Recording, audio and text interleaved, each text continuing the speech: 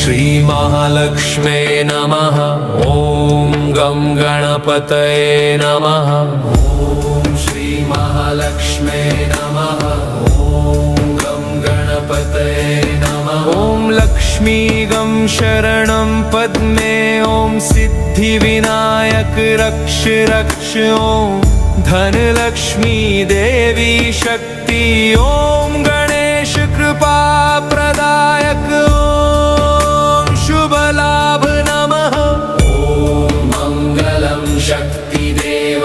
ॐ आनंद ज्योति लक्ष्मी। ॐ विघ्ननाशक गणेश। ॐ हृदय पूर्ण शांति।